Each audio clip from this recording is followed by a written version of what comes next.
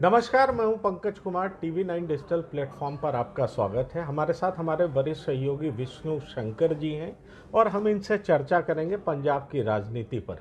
ये समझने की कोशिश करेंगे कि जो कांग्रेस पार्टी पिछले चुनाव में सीएम का चेहरा घोषित कर चुकी थी और जाहिर तौर पर वो कैप्टन अमरिंदर सिंह थे, वही कांग्रेस पार्टी अब सामूहिक नेतृत्व में चुनाव लड़ने की बात कह रही है। एक तरफ तो सामूहिक नेतृत्व में चुनाव लड़ने की बात कह रही है, दूसरी तरफ राहुल गांधी के बेहद करीबी निखिल अल्वा, जो कि उनके मीडिया सहयोगी भी रहे हुए हैं, उनका मीडिया देखते रहे हैं, वो एक ट्विटर पे सर्वे करा रहे हैं और उन्होंने 4 विकल्प दिया है कि पंजाब का सीएम कौन होना चाहिए।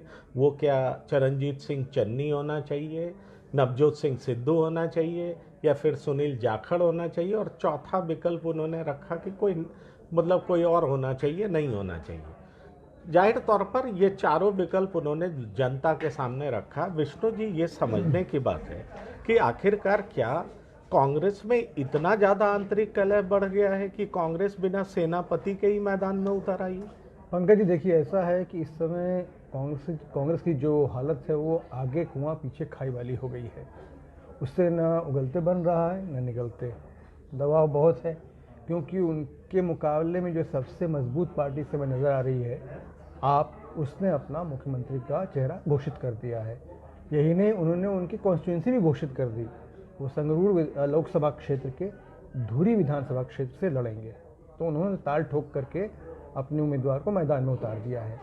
कांग्रेस में अभी भी ये बहस चल रही है कि क्या उनको एक चेहरे, 3 चेहरे या किसी भी चेहरे के बिना मैदान में उतरना चाहिए। जो आपने भी बताया निखिल अल्वा के ट्विटर पोल के बारे में, वो साफ दिखलाता है कि उसमें जो चौथा विकल्प है कि किसी भी सीएम चेहरे की ज़रूरत नहीं है, ये जाहिर सी बात है निखिल अल्वा के दिमाग की उपज नहीं हो सकती, क्योंकि ट्विटर पोल कराया जाता है उम्मीदवार का नाम जानने के लिए, ये जानने के लिए नहीं कि किसी की ज़रूरत नहीं है। तो क्या कांग्रेस किसी और विकल्प की तलाश में है? ये यहाँ पर बहुत ज़रूरी हो जाता है जानना, जिसका अभी तक हमारे पास जवाब नहीं है। वही बड़ा सवाल है, क्योंकि मैं आपको बताऊं कि पहले कांग्रेस द्वारा ये क्लेम किया गया कि दलित चेहरा उतारा गया है और ये एक्सपेरिमेंट और भी स्टेट में किया जा सकता है। हरीश रावत ने ऐसा कहा। उसके बाद फिर से सिद्धू लोगों के बीच आ गए और उन्होंने कह दिया कि हाई कमान नहीं, पंजाब की जनता तय करेगी कि कांग्रेस का सीएम कौन होगा। ये बेहद कॉन्ट्राडिक्टरी रिमार्क था और कहा जाए तो हाई कमान के सामने एक चुनौती पेश किया गया। अब हालत ये है कि सिद्धू होंगे, चन्नी होंगे, जाखड़ होंगे, या इनमें से कोई नहीं होगा, चौथा विकल्प होगा या कोई और होगा। अब इन सब के इतर ये देखा जाए कि जिस तरह से पिछले चुनाव से सबक सीख करके उसने एक अपने नेता को प्रोजेक्ट किया जिसके नेतृत्व में वो चुनाव लड़ने जा रही है, और कांग्रेस कहा जाए तो नेतृत्व विहीन, मतलब किसी सेनापति के नेतृत्व में चुनाव नहीं लड़ रही है। बस कांग्रेस कह रही है कि चन्नी हर जगह प्रचार करेंगे, सिद्धू के हर एक बात पर हम ध्यान दे रहे हैं, उसको कंसीडर कर रहे हैं, जाखड़ भी एक पॉसिबिलिटी है, और इनमें से कोई भी नहीं है, जैसा निखिल अल्वा का ट्विटर कह रहा है। तो आपको क्या लगता है कि कांग्रेस का घमासान कांग्रेस की क्या लुटिया डुबो देगा? इतनी हालत बुरी होने वाली घमासान हो रहा है और चुनाव के घमासान में कमजोर नजर आ रहे हैं। आपको मैं 120-130 दिन पीछे ले जाना चाहता हूं, जब बड़े फैनफेयर के साथ चन्नी को मुख्यमंत्री बनाया गया। दलित चेहरा है, पंजाब में दलित वोटरों की संख्या सबसे अधिक है, ये सब बातें कही गई और इसको एक अच्छा फैसला माना गया। चन्नी ने जो अपना 111-120 दिन का काम है उसके बूते पर जाकर के वोट मांगना शुरू भी कर दिया है। लेकिन कांग्रेस हाईकमान की नवजोत सिंह सिद्धू से काफ़ी करीबी है और वो ये बिल्कुल डिसाइड नहीं कर पा रहे हैं कि क्या उनको चन्नी के साथ ही जाना चाहिए या सिद्धू के साथ जाना चाहिए। सिद्धू को अगर वो नहीं बनाते हैं तो वो पूरी तैयारी करके बैठे हैं कि वो जो भी सीएम का चेहरा घोषित होगा उसकी ज़िंदगी को काफ़ी मुश्किल बना देंगे। तो इसलिए कांग्रेस इस ऊहापोह में है कि वो क्या करे, और ये जो समस्या कांग्रेस सामने खड़ी हुई है ये उसकी खुद की बनाई हुई है, इसके लिए वो किसी और को ब्लेम नहीं कर सकती है।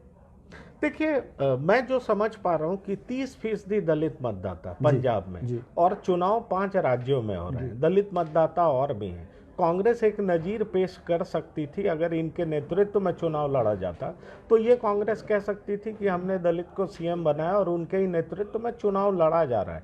ये जो ऊहापोह की स्थिति है, आपको नहीं लगता कि इसका नुकसान यूपी में भी हो सकता है, उत्तराखंड में भी हो सकता है? कांग्रेस मुखर होकर ये नहीं कह पाएगी कि अगला सीएम भी वो दलित बनाने वाली है, इसलिए दलित मतदाता हो सकता है कांग्रेस की तरफ आकर्षित हों और इनको वोट करने लगे, जो कभी इनके पारंपरिक वोटर्स हुआ करते थे। जी बिल्कुल। देखिए, ऐसा है कि दलित चेहरा तो सोच समझ के ही बनाया गया था। जब चन्नी को बनाया गया था, फिर नवजोत सिंह सिद्धू का दावा मजबूत होने लगा। आप ये देखिए ना, अभी कुछ ही दिन पहले कांग्रेस के ऑफिशियल ट्विटर हैंडल से एक सोनू सूद की बाइट के साथ एक वीडियो ट्वीट वायरल हुआ था, जिसमें देख के साफ लग रहा था कि शायद कांग्रेस चन्नी को मुख्यमंत्री का चेहरा बनाने की और संकेत दे रही है। उसके ऊपर सिद्धू तुरंत आग बबूला हो गए। तो इसलिए फिर उसके बाद ये कहा गया कि नहीं नहीं नहीं, ये हमारी तरफ से ऐसे ही एक ट्वीट है जो किया गया है, जिसमें हमने ये नहीं कहा है कि चन्नी ही सीएम का चेहरा होंगे। तो आप एक कदम उठाते हैं, फिर 2 कदम पीछे हो जाते हैं। Taking 1 step forward 2 steps back, इसमें तो पार्टी पीछे ही गिरती हुई दिखाई दे रही है। नहीं, क्योंकि इसको अलग तरीके से अगर हम इस तरीके से भी देखें कि भगवंत सिंह मान भी जट सिख कहे जाते हैं जी, जिनको पूरे तरीके से आपने घोषित कर दिया, उनको प्रोजेक्ट कर दिया है। बिल्कुल। दूसरी तरफ ये कहा जाता है कि सिद्धू को जट सिख का नेता नहीं माना जाता है, ये कहा जाता है। और एक तरफ आपके पास दलित नेता जो सीएम के तौर पर हैं, आप ये भी कह रहे हैं कि सभी विधानसभा सीट पर 117 विधानसभा सीट पर ये घूमेंगे, प्रचार करेंगे, फिर भी आप नेतृत्व को प्रोजेक्ट नहीं कर पा रहे हो, कांग्रेस पार्टी नहीं कर पा रही है। क्योंकि मैं कल के प्रेस कॉन्फ्रेंस का हवाला देना चाहूँगा, जब रणदीप सुरजेवाला ने साफ कह दिया कि सामूहिक नेतृत्व में चुनाव लड़ेंगे। ये बात और है कि वहाँ के प्रभारी ये दावा कर रहे हैं कि पिछले बार से हमें ज़्यादा वोट मिलेंगे क्योंकि हमने ज़्यादा काम किया है। 111 दिन के कामकाज में सीएम चन्नी ने साबित किया है अपने आप को बेहतर सीएम के तौर पर। क्या आपको लगता है कि इन तमाम कॉन्ट्राडिक्शंस के बाद जो सबसे सेफ जगह माना जा रहा था कि ये कांग्रेस जीत करके आ सकती है, अभी भी तमाम सर्वेज देखें उसमें कांटे का टक्कर दिखाया जा रहा है, तो इस तरह के फैसले अगर कांग्रेस नहीं ले पाती है तो आपको क्या लगता है कितना नुकसान होने वाला है? नुकसान की तो आशंका बहुत है। देखिए, जट सिख वोट जो है इस बार कई पार्टियों में विभाजित होगा। कुछ जट सिख वोट जो है अकालियों में जाएगा, कुछ नवजोत सिंह सिद्धू के पास जाएगा, कुछ जो किसान संगठन हैं जो चुनाव में उतर गए हैं, जो कि जिनके जट सिख नेता थे उस आंदोलन के, वो भी कुछ वोट ले जाएंगे। और उसके अलावा आप ये देखिए कि दलित के रूप में चन्नी एक ऐसा उम्मीदवार था जिसको न सिर्फ पार्टी में बल्कि उसके बाहर भी कांग्रेस के चुनाव को प्रशंसा मिली थी। और अब तो ये हालत हो गई कि 4 मंत्री जो हैं चन्नी सरकार वो खुल के सामने आ गए हैं।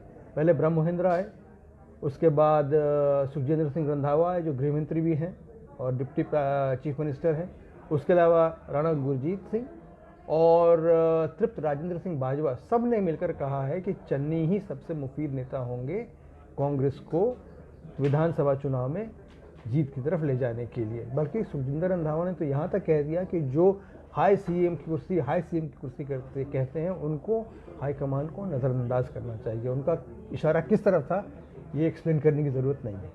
तो मैं इससे आगे ये पूछना चाहूँगा कि जिस तरह से देखिए यूपी में साफ दिखाई पड़ रहा है कि लड़ाई में कहीं कांग्रेस है नहीं। अगर उत्तराखंड की बात करें तो वहाँ पर कांग्रेस थोड़ा बहुत जरूर है, जी हाँ, पर अगर पंजाब की बात करें तो वहाँ ये पहले माना जा रहा था कि कांग्रेस ही आएगी, लेकिन अब आप आगे दिखाई पड़ रही है।